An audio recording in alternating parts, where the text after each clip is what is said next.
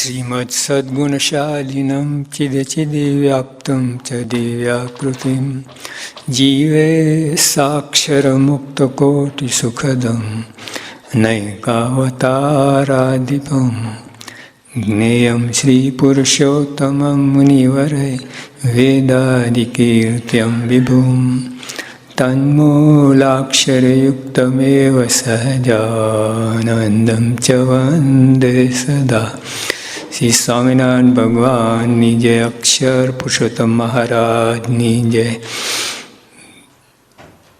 गुणातीतान स्वामी महाराज जय, भगत जी महाराज जय, शास्त्री जी महाराज जय, योगी जी महाराज जय, प्रमुख स्वामी महाराज जय।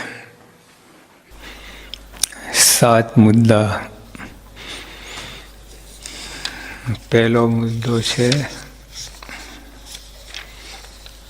निर्दोष बुद्धि दरेक में राखवी, तेज अपनी सेवा। बीजो मुद्दो आयो एक बीजानी खटपट ना करे, ते कोकनी वात बीजाने करी, बीजानी वात कोकने करे, ते स्वभाव साधुताना मार्ग में खामी राखे। साधुता एक वृत्ति है। साधुता એટલે કપડા ને બહારનો દેખાવો નથી, मनोवृत्ति साधुता। योगी आप हमेशा बात करता है साधुता शू खमवू, तो जे कोई खमे बधा साधु ज छे। आप साधु एटले आ कपड़ा पहर्या होय अने तप व्रत करतो होय, हम एक पगे उभा आ एवा अथवा जात जातना वेश धारण करे ने। आपણા हिंदुस्तान में તમે જો ને કેટલી જાતના પ્રકાર ઉપર વેશમાં જ, કોઈ જટા રાખે, કોઈ આ રાખે, કોઈ ઠીક છે બધું, 5-10% પણ 90% તો ખમવું, ખમતા આવડે એ સાધુ જ છે। जो महाराजे जीवबानी बात करी, जीवबा लाडूबा, एम खास जीवबानी बात करी। संतो अगर बात करे से, हाँ, परमहंसो, मुक्तांश, ब्रह्मांश बधा बैठा है। महाराज कहे कि अमे गमे त्या जईए जीवबा में याद आवे, जो गमे त्या जईए। भाई महाराज कारण कहे छे કે એમને ખમવાનો સ્વભાવ છે, ખમી જાણે છે, એટલે અમે જ્યાં જઈએ ત્યાં અમને જીવવાને યાદ કરીએ। ઘણીવાર શું થાય, ધારો કે પ્રમુખ સ્વામી પધાર્યા હોય તો જ્યાં સુધી અહીં રહે ત્યાં સુધી બધાને યાદ કરે। અહીંથી કિસ્સુમું જાય તો અહીંના ના ભૂલી જાય, કિસ્સુમાના ભક્તોને યાદ કરે, એમાં વૃત્તિ ચોંટાડે। ત્યાંથી કંપાલા જાય તો પછી કિસ્સુમાના ભક્તોને ભૂલી જાય ને કંપાલાને એ કરે। પણ મહારાજ કે જીવબા અમે ગમે ત્યાં જઈએ, ગઢડામાં રહે એટલા પૂરતું યાદ કરે નહીં, ગઢડાથી વડતાલ જઈએ તો વડતાલમાં જીવબાને યાદ કરે।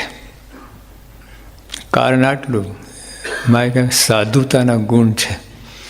साधु आगर क्या है महाराज सामे मुक्तान ब्रह्मा ठीमे ठीम बैठा है, एमने मारे थे कि साधुता जीवबानी साधुता, साधुता एक वृत्ति है, गुण है, खम्मानु गुण। गमे एवं थाय महाराज के अमे जीवबान गमेलू वळीए, गमेलो वाक वगर वाक काढ़ीए तो सहन करे। कोई दिवस ऊंचे सादे बोलता है, एकदम हाथ जोड़ी आनंदपूर्वक, पछी लाचारी थी नहीं, आम खुमारी थी। ओहो महाराज मैंने याद करो, वढ़्या बोलिया, एवी रीते। आपणे तो स्वामी कहे कि आवुं केम करूं? स्वामी तमने कोने कहूं? कोण छे बोलाવો? શું મારો વાંક કેમ હોય? જીવ આપ ગમે એટલે યોગી દ્રષ્ટાંત એક રાજા હતો, એની 3 રાણીઓ હતી.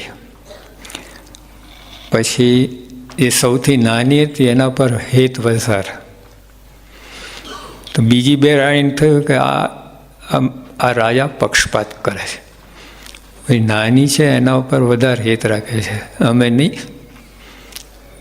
પછી બોલી ગયા એ લોકો એકવાર. તો એ રાજાને થયું કે આ લોકોને બતાવવું પડશે. તે પાણી મંગાવ્યું. તો પાણી આમ પેલો પ્યાલો આપ્યો રાજાને. તો રાજાએ તે પકડ્યો, નીચે પડી ગયું પ્યાલો. અને ઓલી રાણી તરત જ કહેવા લાગી કે આટલું આ પ્યાલો ઝાલતા નથી આવડતું. અને પછી વાંક અમારો કાઢવા બધા લોકોને શું લાગશે? આ બધા દીવાન છે, આ બધા છે, કે આ રાણીને આટલી ગાફ લઈ. રાજા કહે ને પછી બીજી રાણી પાણી લાવો, બધું પઢરી ગયું છે. બીજી રાણી એને એવું કર્યું, એ બગડી તમારા જોરથી. એમ અમારો વાંક કાઢવા માટે આવું કરો છો, અમારી ભૂલ નહીં, આમ નહીં, તેમ નહીં. ત્રી સૌથી નાની એને કહ્યું પાણી લાવો. તેને ખાલી આમ નહીં, હાથ મારો ફડાક તેને પાયલો જાતી પડ્યો. અને પછી ઉપરથી વઢવા લાગ્યા. રાજા ભાન નથી પડતી, અક્કલથી આવી રીતે પાણી અપાય, આમ તેમ. હાથ જોડે, અમારી ભૂલ થઈ, ફરી નહીં થાય. જો આટલા માટે હેત એમાં છે. એમ મહારાજ કે જીવબાને ગમે એટલું વળીએ, ગમે એટલું વાંક કાઢીએ, વગર વાંકે કોઈ મૂંઝાતા નથી. અને કોઈ દિવસ આમ ભૂલથી આમ લાચારીથી પણ આમ કે મહારાજ આવું કર્યા છે, વાંક વગર મારો વાંક કાઢ્યા જ કરે. જ્યારે ને ત્યારે આટલા બધા જેને ખરેખર વાંક છે ને જોતા જ નથી, કહેતા જ નથી. મને કોઈ વાંક નહીં કાંઈ તો મને વડવડ કરે, મનમાં કોઈ વિચાર નહીં. હા, એટલે મહારાજે કહ્યું અમે જ્યાં જઈએ ત્યાં જીવવાને યાદ કરીએ. જ્યાં જઈએ ત્યાં, ગમે ત્યાં જઈએ, જીવવાને યાદ કરીએ. સહજ યાદ આવે, યાદ કરીએ નહીં. આપણે તો યાદ કરવા પડે કોઈને કે ભાઈ મુંબઈમાં કોણ છે યાદ કર્યા જેવા, સુરતમાં કોણ છે યાદ કરે. એવું નહીં, સહજ યાદ આવ્યા કરે. સહજ જીવબા. સ્વામી જીવબા સાધુતા ઉપર વારી ગયા. એટલે મહારાજ આ કહે કે જો સાધુતા એક વૃત્તિ છે. હા, ગુણ કરતા વૃત્તિ. એમ એક દાનત. આમ મનની એક ભૂમિકા છે. ખૂબ ઊંચાઈ ઉપર મન છે ને જુદા જુદા લેવલમાં હોય છે. 10 માળનું મકાન હોય ને નીચે બેઝમેન્ટ હોય, એને કેટલું દેખાય? 4 દિવાલ જ દેખાય કે નહીં? 4 દિવાલ દેખાય બેઝમેન્ટમાં. તો પછી ઉપર આવે ત્યારે સામાના મકાનો દેખાય. પછી બીજે મારે જાય, ચોથે મારે જાય તો ઓલા મકાન છાપરા દેખાય. 10મે મારે જાય તો 50 માઇલ સુધી દેખાય તમારે. તેમ સાધુતા છે ને એક મનોવૃત્તિ, મનની ભૂમિકા છે. 10મે મારે ત્યાંથી જોવું સાધુતા, ત્યાંથી બધું જેમ જેમ દેખાય બધું. અને નીચે બેઝમેન્ટમાં તો કાંઈ ના દેખાય, 4 દિવાલ જ દેખાય. એટલે એને એમ જ લાગે મહારાજ મને વગર વાંકે વળે છે, મારે કોઈ વાંક હોય તોય. હા, એવું બધું થાય છે. એટલે આ બધું આને લીધે બધું ભગવાનને રુચિ થતી નથી આપણામાં. સંતને હવે રુચિ ના થાય, ન ભાવે. પછી શું કરીએ હવે? પણ સામેથી ઉત્સાહથી આપણને બોલાવે કંઈ જુદી. તેમાં એક જ ગુણ છે આ ખમ્માનો. અને આપણામાં છે એવું નથી, સત્સંગમાં છે એવું નથી. બહારના લોકોએ એમાં આપણે વાંચશું, જોઈશું બહારના લોકો કેટલું બોલ્યા છે સહન ઉપર, સહન કરવું એના પર. એટલે યોગી આપા કહે છે ચોથો મુદ્દો, એટલે 2 મુદ્દા આપણા આવી ગયા. નિર્દોષ બુદ્ધિ દરેકમાં રાખવી, પછી એકબીજાને ખટપટ ના કરવી. ત્રીજો મુદ્દો અવગુણ પોતાનો લેવું. ચોથો મુદ્દો આવ્યો સહન શક્તિ એ જબરો ગુણ છે. ગુણ નહીં, જબરો ગુણ. ઘણા માણસો હોય ને આમ કડેધાર સુરવીર જેવા, તો સુરવીર ખાલી કોઈને મારવા ઝાપટવા નહીં, સહન કરવામાં. આપણે સુરવીર એટલે એટલું જ માનીએ છીએ. સરદાર પટેલ બોલ્યા છે કે સહન કરવું એ કાયરનું કામ નથી, એ સુરવીર માણસનું કામ છે સહન કરવું. આપણે એમ માનીએ કે જે લાચારીથી આમ નમે એ સહન કરે, એવું નહીં. એટલે સહન કરવું એ જબરી બહુ મોટી વાત છે. સરદાર પટેલ કહેતા ક્ષમાવૃત્તિ, ક્ષમા કરવું એ વીરોનું ભૂષણ છે, વીર માણસનું, શૂરવીર માણસનું ભૂષણ છે, ઘરેણા છે એના. આપણે એમ માનીએ કે જે ખમે નહીં એ જ શૂરવીર, જ્યાં ઝાપટી નાખે, બતાવી દે, ઊંધું જ છે એકદમ. આ લોકમાં આધ્યાત્મિક ક્ષેત્રની વાત જો આપણે હમણાં વાત કરશું, આપણે બહારના લોકો આ વ્યવહારમાં સમાજની અંદર પણ સહનશક્તિને કેટલો તો ભાર મૂકે છે. પહેલાં આપણે યોગી આપણને જોઈ લઈએ. બાપા કે સહનશક્તિ જબરો ગુણ છે. કોક શબ્દ આપણને કટાક્ષથી કહે તો સામું ના બોલતા સહન કરવું. આમાંથી એક યોગી આપા ભોળા નથી એ જણાય છે. કટાક્ષ સમજે છે ને તાવ બોલાય નહીં. યોગી આપા બધા ભોળા સમજતા. ખરેખર હક્કાભાઈ છે ને આપણા, એ બાપાના ખાલી એવું લાગે એવું કહેતા. પણ પછી જ્યારે આ બધું સત્સંગે વધારે અમને બધું જોયું, બધા પડાપડી કરે દર્શન માટે, ત્યારે એમને થયું કે હવે મને લાગે છે ખાલી કોનું હતું. જેવું છે. એટલે અહીંયા જો આ શબ્દ ઉપર તમને લાગશે સહન શક્તિ જબરો ગુણ છે. જો જાણે છે સહન કરવું એ ભોળા લોકોનું માણસનું કામ નથી. આ અબુધ અજ્ઞાની અભણ એનું કામ નથી. આ હા, પૂરેપૂરું જ્ઞાનવાન હોય, બુદ્ધિશાળી હોય, સમજતો હોય અને સહન કરતો હોય, એની વાત કહી. કોક શબ્દ આપણને કટાક્ષથી કહે. જો આ એક જ બતાવે છે કે યોગી આપા સમજતા હતા, ભોળા નહોતા. કોઈક શબ્દ કહે કટાક્ષથી, સામું ના બોલે એટલે આપણને લાગે કે બાપા કંઈ સમજતા નથી. કટાક્ષ કોઈ કરે બાપા ઉપર તો બાપા બોલે નહીં, સહન કરે. એટલે બીજાને શું લાગે, આ બાપા ભોળિયા, કંઈ ખબર પડતી નથી. આ લોકો આવો બોલે તો રાજી થાય છે, આમ તારી પાડે છે. એવું નથી, એ બધું જાણે. તારે નીકળે ક્યાંથી આ વાક્ય? પછી કોક શબ્દ આપણને કટાક્ષથી કહે તો સામું ન બોલતા સહન કરવું.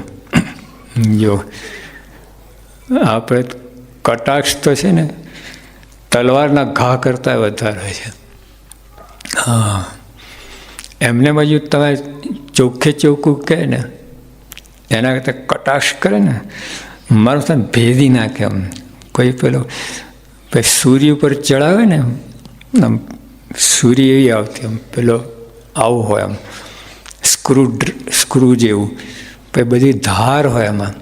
પછી માણસ છે ને પેટ ઉપર ત્યાં ચડાવીને ફેરવે એમ, એટલે આખું કપૈયાનું સૂર્ય કે ભયંકર પીડા. એના કરતાં વધારે છે આ કટાક્ષ. પણ સહન ના કરી, કોઈ ના કરી શકે સહન. એમાં બુદ્ધિવાળો તો ના જ કરી શકે. એ સામે કટાક્ષ કરે, હા, સામ આવી જાય. પણ ત્યાં સહન કરું ને એ સૂર્યનું કામ. બુદ્ધિ આ બધું જાણતો હોય તો લેટ ગો. હાથી હોય, હાથી જોશ ત્યાં આપણે બધા હાથીને મુઠ્ઠી મારવા લગાવ, એ કંઈ થાય આપણને થાય, આપણા હાથ ઢીલા થઈ જાય, એને કાંઈ નથી. એમ જે ખરેખર શૂરવીર હોય ને એ બધા ગમે કટાક્ષ કરે, ગમે કરે, કાંઈ નહીં. જેમ હાથી જતો ને કૂતરા ભસતા હોય, હાથીને પડી જ ના હોય. એટલે જબરો ગુણ છે આ સહન કરવું. સહન શક્તિ જબરો ગુણ છે. કોક શબ્દ આપણને કટાક્ષથી કહે તો સામું ન બોલતા સહન કરવું. હા, તો એ શક્તિ છે, કેપેસિટી છે, અને જડબા તોડ જવાબ આપી શકો એવા છો એમ તો એ નહીં. રાજકોટના ગરીબ હતા, એ સ્વામીને કહે કે તમને જેલમાં પૂરવા છે. સ્વામી એકદમ ત્યાં ઊભો હતો, તે યુવકમાં હતો, યુવકમાં ત્યાં ઊભો હતો. સ્વામી શું કહે, જેલમાં ભજન કરશું. એટલા ઠંડે કરે, કેવું કહેવાય, બીજો તો ગભરાઈ જાય આવું બોલે ને. એમાં હરિભક્તો આવું બોલે તો કેટલું થાય. સ્વામી ત્યાં ભજન કરવું, ગમે ત્યાં ભજન જ કરવાનું છે ને. એટલો જ્યારે મનમાં લીધું જ નહીં.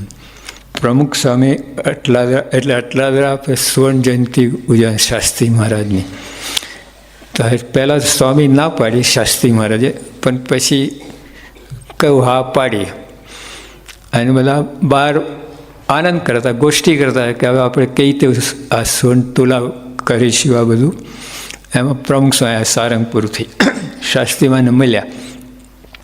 મળીને બહાર ગયા ત્યારે શાસ્ત્રીમાં બહાર આવીને કહે કે મારે જયંતિ નથી ઉજવવી. એટલે બધાને થયું કે આ નારણદાય ગોટોવાળો છે. અત્યાર સુધી શાસ્ત્રીમાં હા પડી, એના અંદર મળી ના, અને બહાર આવીને સ્વામી આવું કહે છે. પછી પ્રમુખ સાહેબ ઉપર તૂટી પડ્યા બધા. આવો એમને શંકા એવું લાગ્યું, પણ સ્વામી એક શબ્દ એ સુધી બોલ્યા જ નહોતા કંઈ. ખાલી સારંગપુરના સમાચાર જ આપ્યા હતા, ત્યાં મંદિર જે કામકાજ ચાલતું હતા બધું, એ બીજું કોઈ વાત કરી જ નથી. પણ બહાર બધું એવું બની ગયું, કાગડાનું બેસવું, લાડખાન તૂટવું, એમના ઉપર બાથે આવ્યું. તો સ્વામી કંઈ બોલ્યા જ નથી. સ્વામી કે મારી ભૂલ થઈ આ બધું. એટલે એવું કંઈ પોતાનો બચાવ ના કર્યો સ્વામીએ. વર્ષો પછી યોગી આપવાના વખત શાસ્ત્રીનાથ ધામમાં ગયા. વર્ષો યોગી આપવા આ એના પછી બાપાએ ધામમાં યોગી આપવા. પછી સંતો એકવાર બેઠા હતા ને, સંતોએ કહ્યું સાહેબ તમે કેમ બોલ્યા નહીં, તમે બચાવ કેમ ના કર્યો, તમે સાચા હતા, તમે કંઈ વાત કરી જ નથી. તો સ્વામી શું બોલ્યા, જોજો આ સાહેબ કે હરિભક્તોને મને ઠપકો આપવાનો અધિકાર છે, શાસ્ત્રી મહારાજના છે. જો કેવું ખેલ દિલે, સ્પોર્ટ્સમેન સ્પિરિટ. હા, જરા મનમાં આવ્યું યસ દે હેવ રાઇટ, જૂના છે, અને જે ઠપકો આપે કોઈ પેલા મારી સાથે વેર નથી, એ બધા મારા સદભાવવાળા છે, છતાં એમને કહ્યું એટલે બરાબર કહે છે, સવરું લીધું. એટલે યોગી આપા તો બહુ વિજ્ઞાન દાસનું એટલું બધું ખમ્યા છે ને, મૂર્તિ માનતારે ગજબની વાત કરી. એ કેટલું ખમ્યા. જો તમે વર્ણામાં ગામ છે આપણે અટલાદરા એરિયા વિસ્તારમાં, ત્યાં યોગી આપણને દાઢ દુખતી હતી, એટલે અને મચ્છરાયા હતા બહુ, એટલે લીમડાનો ધુમાડો કરેલો. એટલે અને પછી સાથે સાથે તે અગ્નિ તો બાપા શેક કરતા હતા, અને હું બાજુમાં તો મારે ઉપવાસ હતો. એટલે બીજા બધા જમવા ગયા અને બાપાને આટલી કારણે જમવા ના ગયા. હું બાપાને પગ દાબતો. પછી અહીંયા બાપાને ખાડો હતો, ત્યાં મારો હાથ ગયો. 2.5 ઇંચનો લાંબો, આમ ખીલા જેવું, પેલું જાડો ખીલો હોય ને એવું, આટલો અંદર ખાંચો પડે. મેં બાપાને, બાપા આ શું? કાંઈ નહીં. મેં કહ્યું કાંઈ નહીં, આટલું દેખાય છે ને કાંઈ નહીં, જન્મથી છે કે? ના જન્મથી છે. શું વાત? બહુ કે કાંઈ નહીં બાપા, કે પડી ગયા તને વાગ્યું ને બધું. પડે તો અહીં વાગે નહીં, આ સ્થાન વાગવાનું નથી. અહીંયા વાગે, અહીં વાગે, પણ અહીંયા પિંડીની પાછળ ઉપર સ્થાન જ નથી વાગવાનું. બહુ કહ્યું ત્યાં સ્વામી કહ્યું કે અમારા ગુરુ વિજ્ઞાનદાસ, મારાથી ભૂલ થઈ ઓલી પેલો પાઠ આપવામાં મારો થયો નહીં, તો 700 ત્યાં પણ રસોડાની અંદર હોય, 700 આમ કંઈ જોરથી હોય ને આમ મરોને ખેંચ્યો, આટલો લોચો નીકળી ગયો. પછી બીજી બધી ઘણી બધી વાતો કરી બાપાએ, સહન કરી 70, એ બધું મેં લખ્યું. હવે 18 પાના થયા. પછી ભૂલ મારી એ થઈ કે બાપાને સહી લેવા ગયો. દસ્તાવેજ થઈ જાત ને, બાપાને સહી પડતા. બાપા વાંચ્યું જેવું હસતા, મને કહે શું છે આ બધું? હસતા કહે મને શું છે આ બધું? બાપા તમે બધી વાત કરી, આ બધું લખ્યું તો કોને મોકલો છે? મેં કહ્યું આપણે કિશોરભાઈ દવે હતા એમને, એટલે મુંબઈના યુવક મંડળને બધા જાણે કે આ કેવું. બાપા ફાડી નાખ પોતે જ, અને પછી મેં ફાડી નાખ, ફેંકી દો. અને પછી સાહેબ કે કોઈને કહેતાય નહીં.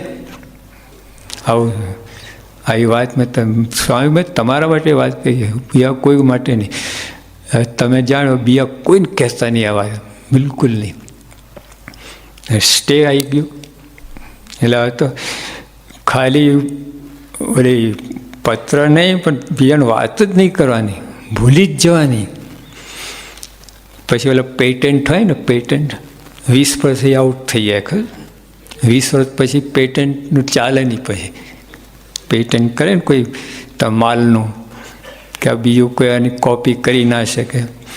એટલે 20 વર્ષ સુધી તો મેં કોઈને વાત કરી જ નહીં. પછી ઈશ્વરચંદ સ્વામી મને કહે કે આ જીવન ચરિત્ર લખવું છે, એમાં તો કંઈ બધું હોય તો લખો, બતાવો. તે મને યાદ હોય કે હવે તો બાપાએ ધામમાં ગયા, પેટન્ટ બધું પતી ગયું, હવે વાંધો નહીં કહેવામાં. પછી તે વખતે મેં જણાવ્યું, આ બધી વાત લખી. ત્યાં સુધી જો આ કેવું કહેવાય, આ સહન કર્યું, આ કહેવાય. કોઈને વાત જ નહીં કરવાની. હા, બિલકુલ નહીં. આટલા વર્ષોની વાત. અને સવરું જ કહ્યું છે, વિજ્ઞાનદાસ સ્વામી સવરું જ બોલ્યા છે, કોઈ આટલું ઘસાતું બોલ્યા નથી. પછી અંબાલાલ કાકા હતા આપણે બકરીપુરવાળા, કે એમને વાત કરી તો બાપા શું કે એટલે તો અહીં બેઠા છીએ, સહન કર્યું એટલે તો અહીં બેઠા છીએ. હા, નહીં તો અહીં કોણ બેસાડે? પણ એટલે ગુણ લીધું એમ, કે એમને લીધે આપણે અહીં પહોંચ્યા છે. જો વિજ્ઞાન આવી કસોટી ના કરીએ તો આપણે આમ સામાન્ય રત. વિજ્ઞાન આપણે મોટા બનાવ્યા છે, જો ગુણ લીધું. કેવું કહે? હવે તમે વાંચો જેટલા એક પ્રૂફ વાંચતા જાય.